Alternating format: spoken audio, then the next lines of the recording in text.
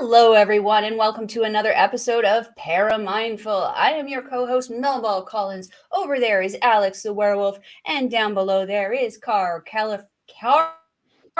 Oh my goodness, I'm excitable right now.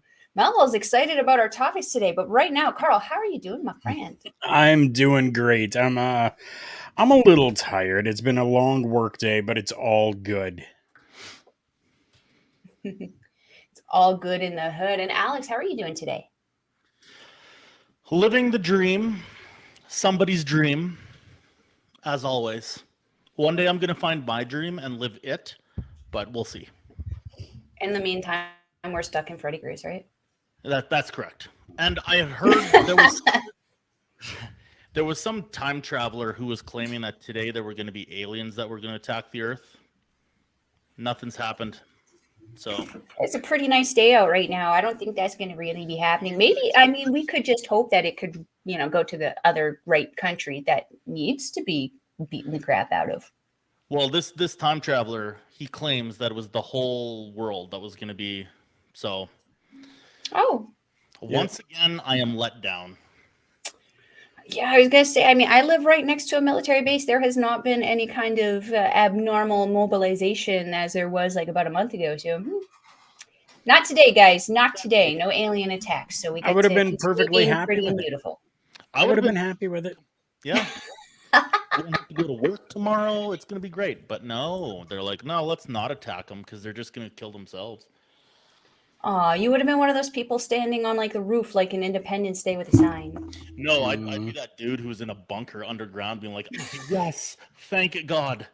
And then maybe a month and then come out and be like, everything's so quiet. It's wonderful. And now that ParaMindful has gone completely off of the rails of our topics here, we decided that is coming to the end of March here. It is Women's History Month. So we decided, why don't we trot out the ladies? We talk about some of the infamous and more, maybe not infamous women kind of within the paranormal supernatural realm. So myself, Alex, and Carl all picked a different lady to present to you and just educate you about. And today we're going to start with Carl. He had a really fun one that I have actually not heard of. So I am extremely excited to hear about this one. Carl, take it away. Awesome. Well, I'm excited that you have not heard anything about this, and I'm surprised that you haven't, considering I know your passion for Japan and kind of that culture that happens over there a little bit as well. But we're going to Japan for this, and we were talking about the Yuki-Onna. Or if you want to say it in English, you're looking Snow Woman. It's like a snow woman ghost that's kind of described as being inhumanly beautiful, and her eyes strike terror into the mortals that get lost traveling in the snowy mountains. So kind of like a snow bunny up here in Canada. Right. What is that The line from that movie? Who knows what evil lurks in the hearts of men?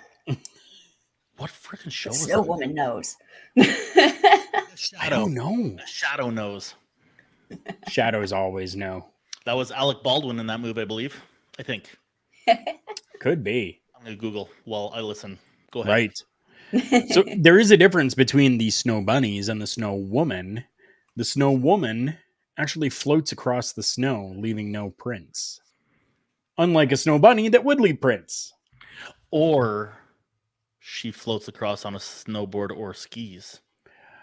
But that would leave an impression. Good point. Good point. Continue. Mm-hmm. That's okay. That was a good try, though. It was a great try. Great try. So this lore says that she appears on snowy nights as a tall, beautiful woman with long black hair and blue lips. She's pale and sometimes even transparent. So it makes her kind of blend into the landscape. Just really weird that like that she would be that pale, but almost not weird considering if she's a snow woman, how long she's probably outside for. Right. When you're outside like that, kind of your skin tones kind of change a little bit and almost get that blue-white kind of tinge to it, right? So, Go to Canada. right? And as you get frostbitten and stuff, right? Yeah. The people in like warm places are like, what are they talking about? Right? They're like, snow. Oh, wait, they said they're from Canada, so that means they've got igloos. Snow? SNOW? Snow? Some of you guys live like you haven't lived in -40 and it shows. Right. Right. So she's sometimes seen wearing like a white kimono. Other legends actually describe her as being nude, with only her face and hair standing out against the snow. So maybe not necessarily nude, but again, that she would be nude because of that transparency or that, pigmentation color in her skin. So are we talking like just a floating head kind of thing? That's kind of what people would see, like just the head and the hair. Right. Because her skin is so pale, it just kind of blends in with everything, Okay. right? So Interesting. yeah. It really, really interesting. One of the other interesting things that I found, not only like can her eyes tend to like strike terror into people while she's floating across the snow. It said that she can even transform into a cloud of mist or snow if she feels threatened herself. So while she's going around threatening others, if you stand up for yourself and don't let her be a bully, she'll just disappear and turn into Mr. Snow. I Which mean, I I'm gonna found read the instruction manual on how to intimidate a ghost. oogity boogity boo. Oogly boot, bitch. Right? I have Sneaky. no clue. No Oh, clue. goodness. So If any of you know, please leave us a comment and tell us how to intimidate a ghost. Help a girl out. I got a question about that. Yeah. You say that turn into snow or mist. Does that like what we would call like an elemental? You know what I mean? You know what? I think I would kind of describe that as being an elemental. Yeah, like that totally makes sense. Yeah. Wasn't that Now, something Dracula also used to do? Turn himself into like a swarm of bats? I think that was right. cartoons, right? That was definitely all cartoon, but that was Hollywood, baby. Hollywood, I baby. mean, but like, do we know that we're Dracula? Hollywood, baby. Blah, blah, blah. I don't say blah blah blah. I caught it. Good And catch. it's interesting, Alex, that you bring that up because I never really thought about it until now that yeah, like that could kind of be like more elemental, but everything that I've found and researched says that this type of like spirit, haunting, ghost, whatever is human form I instead of being elemental. I find that a lot with like the Japanese. I guess you could call them cryptids, or like a lot of their stuff is it sort of fits the Western world, but then Okay. it's usually like to the nth degree creepy. You know what I mean? Like The Ring or that other one with Sarah The Michelle Grudge. Gellar. Yeah, yeah. Yeah. You know what I mean? Like it's to like the nth degree creepy. So Right. interesting though. And it's interesting that this all comes up as well because there's like different variations based on people's takes on it or what people have seen or even experienced, and one of them here is that tales vary, right? And sometimes she's simply satisfied to see like a victim die. Other times she's more vampiric, where she likes to take the blood or life force out of a person by draining it all, and even sometimes takes on a succubus like manner, preying on weak willed men to drain or freeze them through sex or a kiss. Worth it. Right? Right? I think it would be too. Look And how I'm sure at some point through this, Alex is going to have either already or will put in a picture of a Yuki-Onna. So Yep. you guys will be able to understand. Yeah, worth it. Did you Worth see it. what happened when you mentioned succubus? Mel, your face went like or whatever, but it froze like that. Oh, For I like did see that, yeah. I was like, That's pretty funny. I'm trying to like smile as pretty as possible in case it happens. At least it's not me freezing this time. Right? That's odd. If you guys have not seen any of that, make sure you're going back and checking out our past episodes where you will see weird, crazy shit happening to Alex's screen pretty much every episode. Except for the last one. That's right. The last one there wasn't. Yes. That's true. That's true. No, it's been the Melball this week having all technical difficulties and freeze ups in my own channel.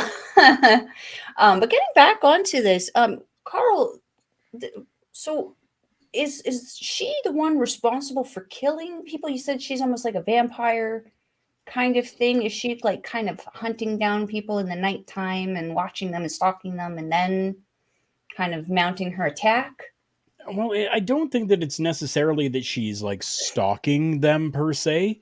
A lot of the other tales that you hear talk about how people may be, like in a snowstorm and they're kind of stuck somewhere, and she comes and, while being beautiful and serene, she's seen as ruthless in killing people to almost like help them and put them out of their misery, like to end things quickly for them type of thing. So almost as if she's like doing this and performing this to release them, to allow them to just be gone without any suffering type of thing. So it's weird because this one has just so many different areas and different ways that it can go with this from people's experiences, right? The majority of them, though, she appears to travelers who were trapped in snowstorms, using her breath to leave them as like a frost covered corpse. Or she'll kind of start taking them away and lead them astray. And then they simply die from being exposed to the elements that they're in. Sometimes she'll kind of manifest herself as like holding a child. So then she's the one that's like, oh, I need help. Can you help me? Because we're cold and frozen. And then she'll, kind of do what she needs to do from there. So it's right. That's So a skeezy move, lady. I know. I mean, ladies got to eat. That's true, I guess. Yeah, I really found it. Yeah, I found it really interesting that there's so many different ways and aspects of this character itself. And while we really don't have a full concrete, this is what she does. Right. I kind of like that we have the lore of all these different things that she does throughout the generations and centuries. Right. Could you imagine just the feeling of unease being a traveler and like feeling that that like feeling of being watched and stuff, and you start scanning the trees and you can't see anything, but then suddenly all you see is that woman's head. Right? Nope. That's a whole lot of nope. Yeah, you can freeze me to death if you want. At that point, I would rather drop from a heart attack. Just out. One and dead. My goodness. I think the last... Oh, go ahead. There's... like, I'm just trying to Google it right now. I don't remember what the name was, which is why I was trying to Google it. There is something about, like, Japanese lore, I guess, that... a lot of their, I don't want to call it mythical, that's not what I mean, but like a lot of their spiritual, supernatural beings bring death, and you can't get away from it. Right. One I was specifically looking up was people have been seeing, I say a lot, I also noticed that last time I was editing. Again, Alex, you need to chop that out. Tsunamis. The tsunami that happened with Fukushima. Oh, yes. There have been a lot of people who are seeing, for lack of a better word, tsunami ghosts. And it's said that if you see one, then your end is near as well. So it's creepy. It's not making me really want to go to Japan, though I really want to. Let's keep selling me on the cherry blossoms. Remember the cherry blossoms. Remember the That's cherry right. blossoms. Okinawa and I don't know, Iwo Jima. And the Ryukyu Islands, if you guys are interested, to the southwest of Japan. Okay. I was a martial artist. That's where my martial art came from, so that's how I know that. Ah. But yeah, no. I So did actually see there was a very, very nice garden in, where was it? I want to say it was Fukuoka. Very, very nice garden that has like very pretty pink cherry blossom trees all over it. Anyway, that's the nice part of Japan. We don't want to be stuck in the wintertime with the white lady there. No. And you said that a lot of these kind of spirits in particular, they come from a person, right? They're not necessarily like a deity or a separate spiritual being. It's an actual like. Right. Comes to others as a person, as a woman. Oh, okay. because Okay. I was gonna ask something to that as well. I was gonna say, so does that mean there's more than one? But if Mhm. it just shows up as a human to somebody else, then it could very well just be one, right? Could Yeah. be.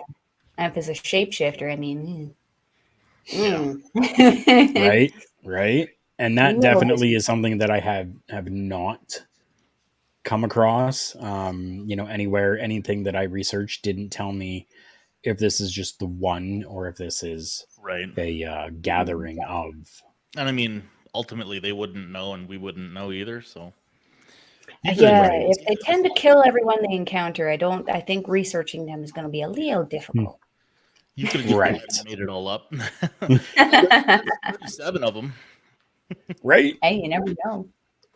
Whatever the bad luck number is over there, that's how many of them are. Yeah, exactly right. So Awesome. Well, Carl, do you have anything else to add on to this topic here? just one last thing that I have to add on to this, and that this legend has actually made its way into like pop culture as well. So Mm. episode 490 of Detective Conan alludes to the Yuki-Onna legend. The Toho Project character Letty Whitrock or White Rock is based on the Yuki-Onna. MythQuest, a Canadian TV series. One of the episodes was based on the story of Oyuki and Monochich, which again is kind of they're entangled with that with Oh, the okay. Yuki-Onna. And Interesting. for those that are Pokemon fans, the Pokemon character Frostlass is based on the Yuki-Onna. Oh, Yeah, interesting. Knowledge is Finds power. its way into everything, doesn't it does. It it? does. Goodness. And that's supposed to be an evil thing. My goodness. Evil really does find its way into everything, you guys. Everywhere. Really is. Uh-oh. Everywhere. Throwing up signals and everything. So from here, we're going to go into Alex's topic here. And Alex had another interesting one. This one coming from, I believe it was the European French area there. Alex, take it away. For those who don't know, I am French. That's it. That's all I have to say. No, I'm just kidding. That was the mystery. That was the paranormal mystery. Yeah. Nobody has any idea how he became French. He just became French. No. So today I'm going to share with you Les Dames Blanche. Yes, I speak French with an accent. So deal with it. Anyways, so literally translated, Les Dames Blanches means the white ladies, which isn't to say that they are the white ladies that you hear from like other countries that like lure people into rivers and drown them or whatever, walk off cliffs or whatever happens, but they're close. So they, how do I word this properly? In Germany, they're known as the Weissfrauen. It's very, very similar. And they're also known as Damas Blancas in the language of Occitan, which is also known as Provençal. in the border between Spain and France, in the Pyrenees Mountains. So there's like a whole bunch of different names, but usually it just goes by Les Dames Blanche. So they're thought to be, again, fey beings. Beings of the fey realm, if you will. But they're not your typical, like, kind and caring type of fey. Are you laughing at me, Mel, on mute? Come on now. Yeah, so what they do is, I don't want to use the word haunt, but they roam fields, valleys, forests, and bridges, anywhere that's kind of like a bottleneck. So the way I learned it when I was a kid was that they haunt les bouchons, which is like, I guess, literally translated to a bottleneck. But as we all know, it's like where it gets smaller and there's only one way to pass, right? So ravines, bridges, forests, makes sense. They are known mostly for being in the provinces of Lorraine and Normandy, so Lorraine and Normandy. And what they do is they don't allow you to pass unless you do what they say. So there's a famous one. What was her name? I have it right here somewhere. Let's see. Oh, right. There is one who is known as La Dame d'Apringy. And yeah, more fancy Frenchness. She requires you to dance with her for like 2 or 3 dances. And if you don't, she will throw you into briar bushes or thistle bushes, and you will become seriously hurt and all ripped up and bloody. So, not death per se, but still kind of crappy.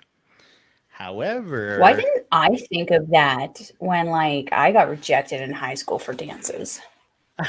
throw them in the briar bush. Why the heck not?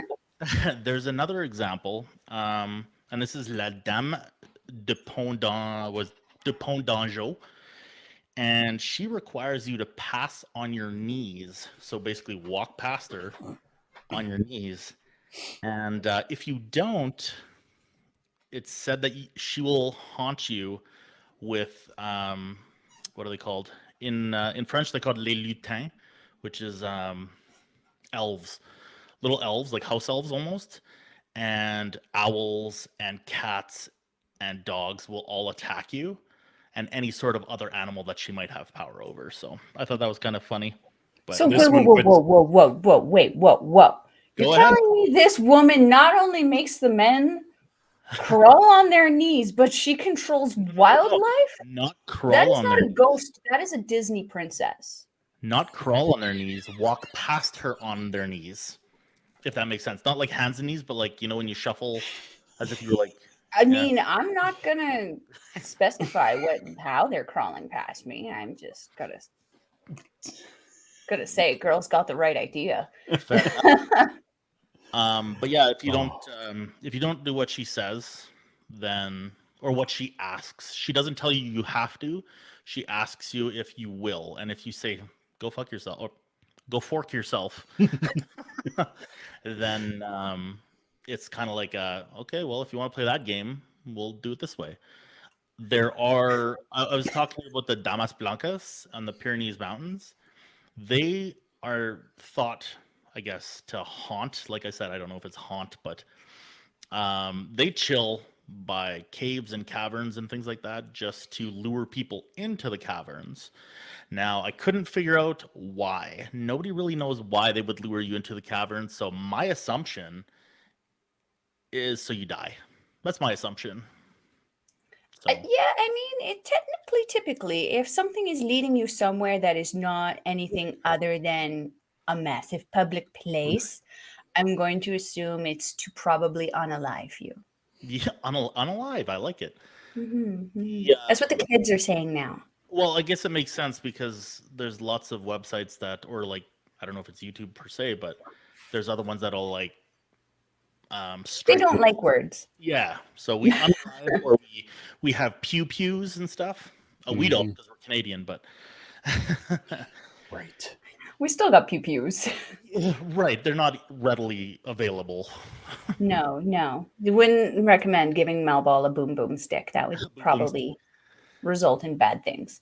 The interesting thing about this is this. I learned about these when I was a kid.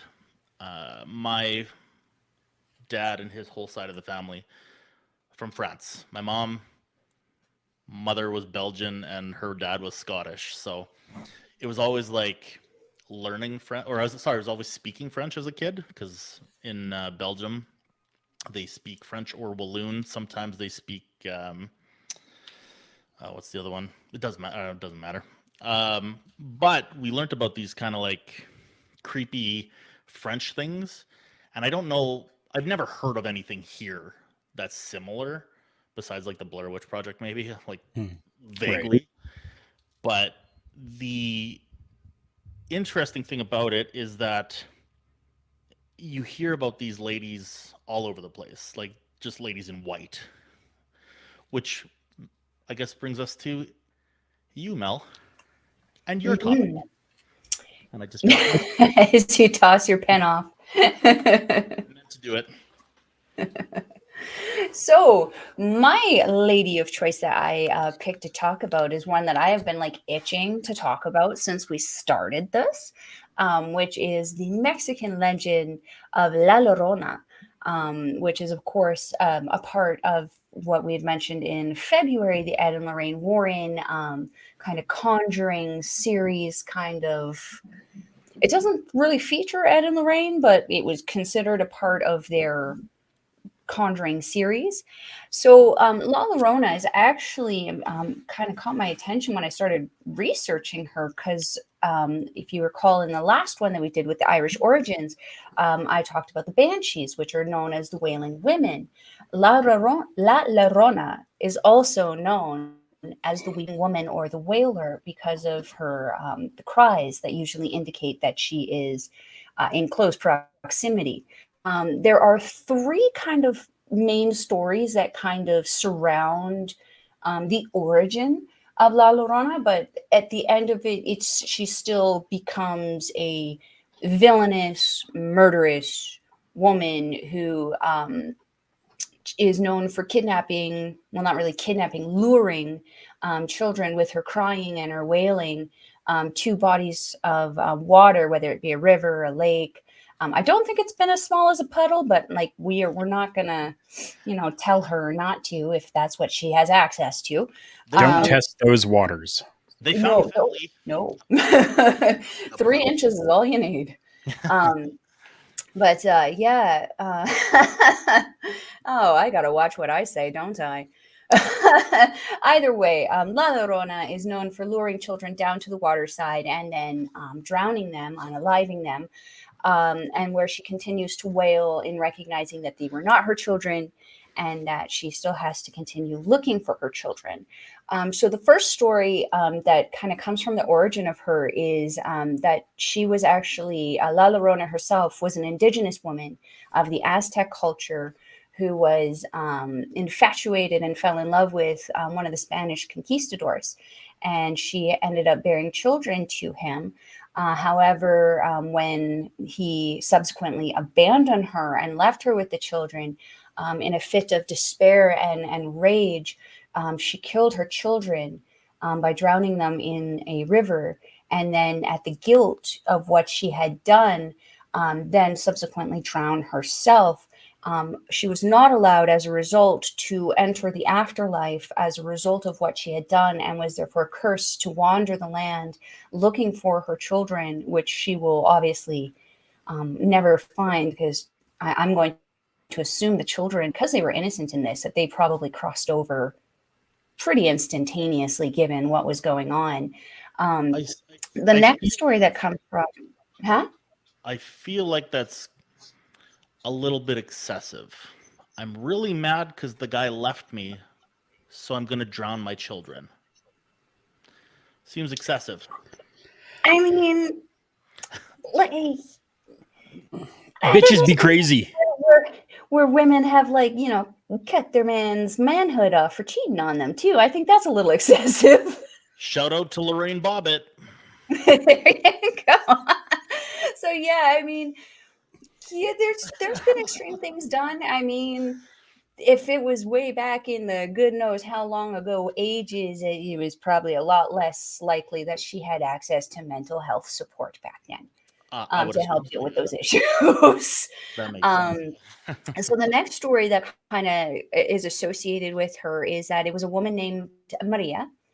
She fell in love with a rancher sometime in the 1200s, 1300s. Very rich man, had two children with him, but as she got older, she ended up catching him with another woman. And in this fit of rage and despair, in catching him with another woman, she again drowned her children. And then again, after realizing what she had done, had drowned herself. And the curse, etc., etc., is the same after that. The third variation is that Maria was not actually involved, like married to the rancher, that she was actually just carrying on an extramarital affair with him, in which she did bear children with him. And he actually came to take the children away from her, to take to his home to raise with his actual wife. And in rather than have the children taken away, she drowned them and then herself. That one seems a little bit more, I want to say logical, but it's all Reasonable logical. reason to be Right, found in right. this. Yeah, that's about as far as I can find for a reason. Is like, well, she was pissed at him, you know.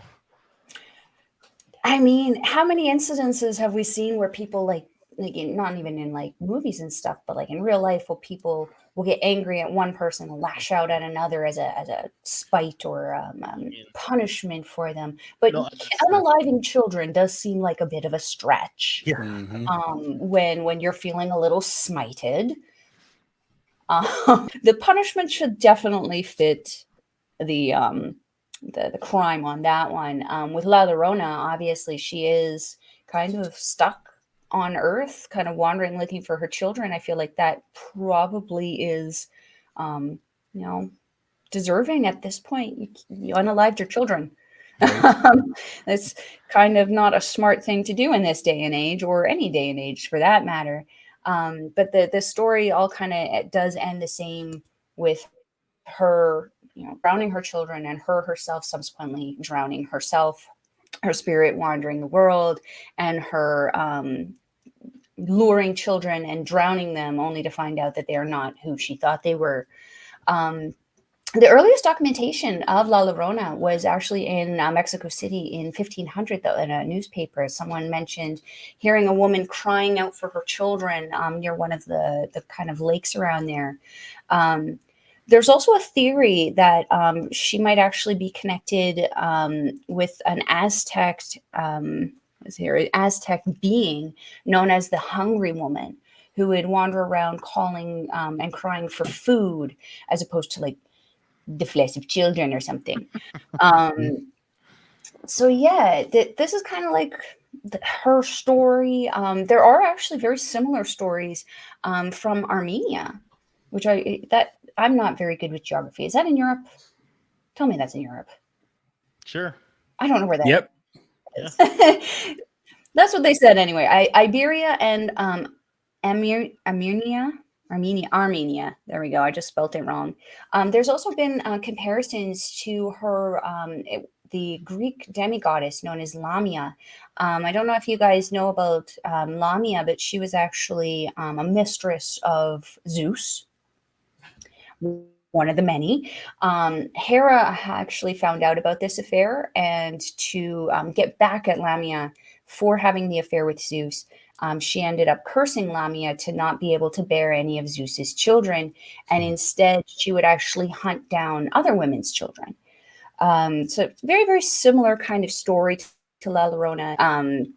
Yeah, she very, very, very scary woman. I have to say, though, of all of the ghost stories that I've ever watched, La Llorona was The Curse of La Llorona was the least scary movie to me, because I knew I didn't have the parts required for this woman to come after me, which is the children.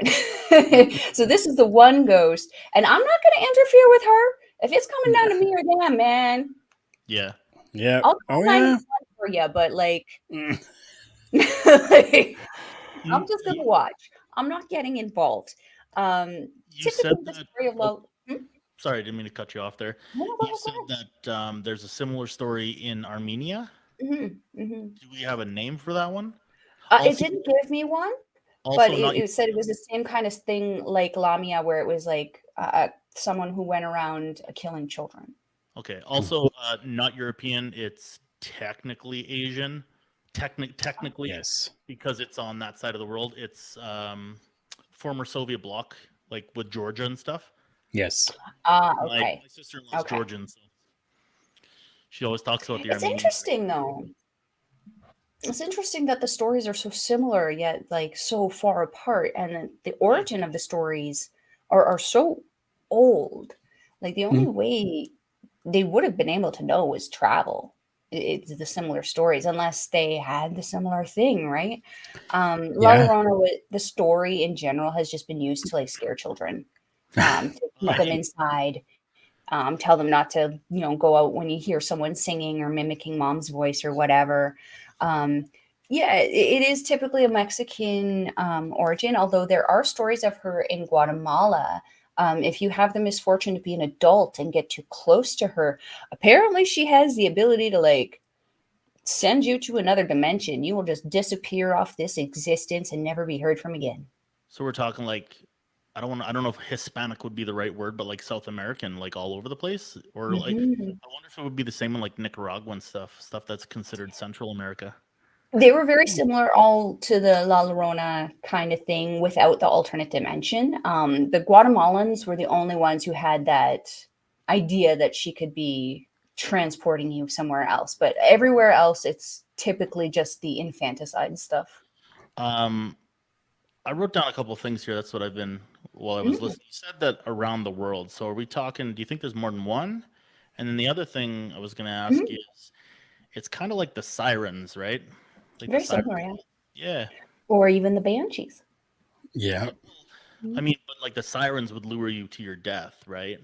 Whereas the Mhm. banshees, Whereas the banshees just tell you about it, right? as we found out last time, which was very hmm interesting. hmm I mean, the fact that the idea, like the three main origins of her, show her coming from a human spirit. Hmm. Um, so the idea that there could be more than one La Llorona, absolutely. To think that there's only been one woman in Mexico who went crazy and drowned her children over the last couple 100,000 years. Yeah, yeah. There's probably a number of them. Maybe not necessarily called the same thing. Maybe they don't necessarily look the same thing. Maybe their curses are a little different. Maybe the situations are a little different. Who knows? But there's definitely a possibility, I think, just based on the fact that it is ideally like a spirit that has come from a human source. I definitely think that there's probably variations of her throughout the world. They're just looked at differently or referred to as differently. Well, you're good with computers, so I'm going to require you to make a spreadsheet. Every country, every La Llorona kind of thing. I'll get my Excel made up right away, sir. So I'm gonna bust out those admin skills that I've put on the shelf for the last 3 years. Goodness, goodness. Well, do you guys have any other questions or anything to add about any of these amazing women that we have chit chatted about today? Do we have any? I hate to use the word proof, but do we have any proof that anybody has been, um, I guess, like randomly drowned, or you know what I mean? Or Not that I'm aware of, no. I'm always curious about that because like clearly the story came from somewhere, so somebody's done it. Uh-huh, uh-huh. But I'm I just mean, who knows? I mean, it could have been just, could have started from children or something drowning in a lake and people just trying to justify that, Mm. oh, they were lured out there by somebody as opposed to 100%. just Yeah, the yeah, kids being stupid, you know? yeah. Um, so there could have been, drownings that were just considered maybe mistaken and that she could have been responsible for or vice versa. Um, Very interesting question to think about anyway. Yeah. Something worth the audience thinking about for I sure. think it's cool that it's like not only in like this hemisphere, but also the Mhm. you know what I mean, the hemisphere, the other hemisphere of you know what I mean. Yeah. It's interesting how they're kind of all the same, but they're all a little bit different. Mhm. But like in like the whole crux of it is all the same, you know. I think it's pretty crazy. Yeah. I mean, culturally speaking, we're pretty much all the same. Sure, but if Just you think about it, that requires lots of travel before travel. You know what I mean? Before airplanes, before boats, or well, not boats, but I mean, depending who you're talking to, Right. intercontinental boat travel, it would require that to be a lot earlier. You know what I mean? So Yeah. just food for thought. so many mysteries that would be solved if we had travel. Amelia Earhart, Oak Island. What was that crazy place that went missing on the coast there? Alex, you knew it. There's Atlantis, Lemuria. Lots of- Latin, yeah, that too. I was talking about that colony. One Oh, colony that went missing. What's Roanoke. that? Yeah, that's the Roanoke. one. Yeah. So many mysteries. What on earth we live on. And Alex, for next time, instead of using the word proof, if you want to use something different, maybe use substantiating knowledge. I'm not writing that down. It's too many words. Keep it simple, stupid. I'm gonna use the word I'm looking for is in the last video, so go watch it. That's what I'm gonna say next time. And I just That wanted link to will be in point the out description box below. it might be. It might be. If I'm doing it, it probably will be. I just wanted to point out that I found it really, really interesting that all three of us chose something different, but we all seem to have chosen, when it comes to women, more human than we did any type of like cryptid of sorts, right? Gotcha. Yeah. Yeah. I found that weird that, like, yeah, why? Why are the women human and not like gargoyle or vampire I or mean, we did see that gargoyle cartoon show. There was a gargoyle female in there. Yeah. right? She was Right? awesome. Oddly enough, I work with a guy who got the gargoyles characters tattooed on his arm. That's awesome. Nice. What an obscure cartoon to have tattooed. You know what I mean? Oh It's like Yeah, yeah. it would be like having Fat Cat from Chippendale Rescue Rangers tattooed. Right. Oh my goodness. Oh, you guys. Oh. Yeah, I found it interesting that it's always seemed to be with the women always seem to be human. Thinking about it, what cryptids do we really like consider female? Because like That's Bigfoots, we know that there could be females, but it's like the lizard men, Right? yeah, skinwalkers. I don't think they have a gender. I believe I was talking to you guys about what pops in my mind is the Loveland Frogman. People saw a human-sized frog that was walking on two legs. You know what I mean? But how do you know it's a dude? Right? Right? I was gonna say, like, typically, I mean, the male of most species, it is not a secret what it is. I've never looked at the genitalia of frogs, Mel, so I wouldn't. I'm just saying, if it's big enough that it's a human size, you should be able to see it. If not, it's either a female or embarrassed. This episode has gone off the rails. We're taking a page out of our good friends Chris Parrish and Bobby Munson's It's just very books for their busting out shows. This is very, very light, this one, you know what I mean? Yeah. It's because there's so much estrogen in the rooms right now. This is true. Fair enough. This is true. Yeah. Well, it seems like we're coming to the end of our show here now. What are you pointing at? I blame it on the Goonies poster. That's why I don't know. You could use it as a pickup. Poster, another one. That's Clint Eastwood up here. Some guy Oh. called that from me at work. It was pretty cool. Sorry. Now that we're showing off all of our stuff. Damn rights. All I got is Wonder Woman's tits up here. So it seems that we're coming to the end of our show, my friends. This has been an incredible episode. It's really showcasing the Women's Month here. As Karl said, all of our women did kind of seem to be almost humanized. Kind of a good thing, though. I mean, I'm not going to argue with it. It's a good thing. So that being said, we're going to shout out our sponsor right now. We got to shout out Rogue Energy. If you're interested in an awesome energy drink, they have protein. They also have hydration, tons of flavors at rogueenergy.com. If you use our promo code OLEPODS, you can get 10% off of your order. Karl, I think we have an amazing video set up here for all the different flavors that Rogue has to offer us here. Why don't we give that a play?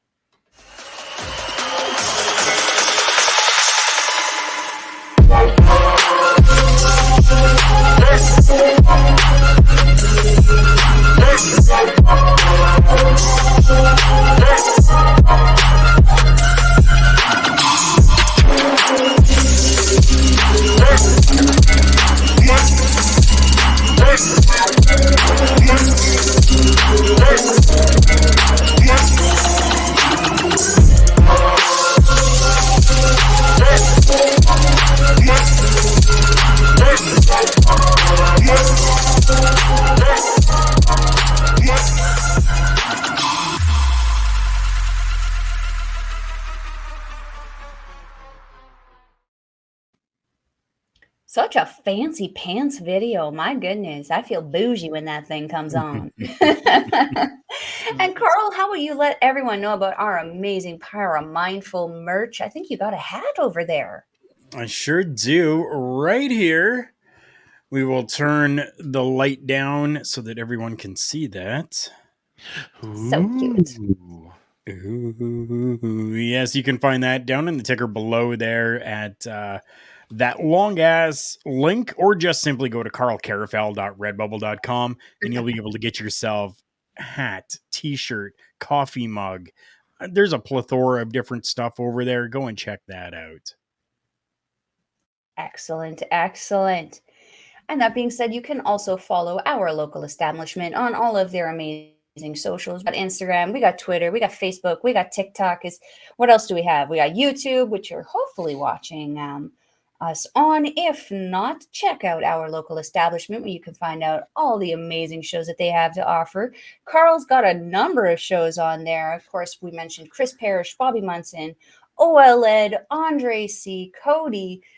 Man, we got everybody over there. We do. So many people, such great content. Definitely go check them out. If you're wanting to get in touch with us individually, if you have any questions, if you are having any stories you want to share with us, feel free to send us an email to paramindful@gmail.com. There, we would love to hear from you. Share your story, or even if you need any help or anything. If we don't know how to help you, chances are we know somebody who can. If you're wanting to follow Karl on his social medias, Alex, you're going to pop up all that stuff right now for me, aren't you? Right here-ish. And Karl, like our local establishment, you can find him all over the internet, Instagram. You got TikTok too. I just followed you on there. Facebook, yes. Twitter. Come follow the conversation with Karl there. Oh, don't forget the OnlyFans. Don't forget the OnlyFans. Oh yes, the OnlyFans. It's not live yet. That is the secret. Karl sells his feet pictures online. $25.99. $25.99. We price negotiable. And if you're watching this on Monday and getting ready or watching us, on our premiere on Monday, you stay tuned to our local establishment after to catch this guy on our WWE Raw watch along there. It's a great time. You usually have Chris Best on there and also Dan, Mr. Dan the Man, yes. Watching some good old Raw. And sometimes Chris Parrish pops in there with you guys. So yeah, usually definitely want to check that out if you want some company. Oh, yeah. And Alex, if we're wanting to follow Alex on social medias, he's not as easy to find as everybody else, but he's going to be pointing to what you can find him on, and I believe that's going to be YouTube and Instagram. It is going to be YouTube for sure. YouTube, Werewolf at the Movies, where I review movies on a motorcycle. And Wait Cannon, where I don't know, lately have been talking about motorcycles and fixing motorcycles and wiring motorcycles and all the things. I do have an Instagram. I think it's Werewolf on a Bike. I'm pretty sure that's what it is. We'll find out when we send him a friend request. I've posted one picture and I don't know how it works. Oh, goodness. Social medias. This is why you got a Melball.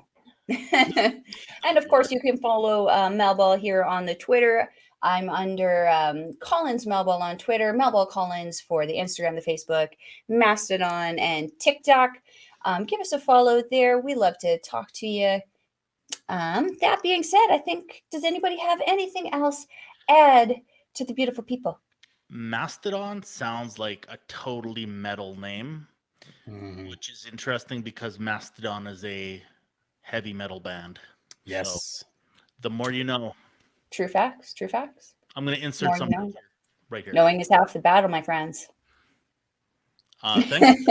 I liked your guys. That's pretty cool. The Japanese ones always, they always interest me because they're so they're out there, but like creepy out there. It's cool. Right. And I'm sure we'll get into more of that in the coming episodes in this year. We have so many topics we need to get onto, so many things we need to talk about and share with you guys. But until next time, I am your Melball. Over there is the werewolf Alex. Down there is Karl Rufel. We will see you next time. Keep us spooky.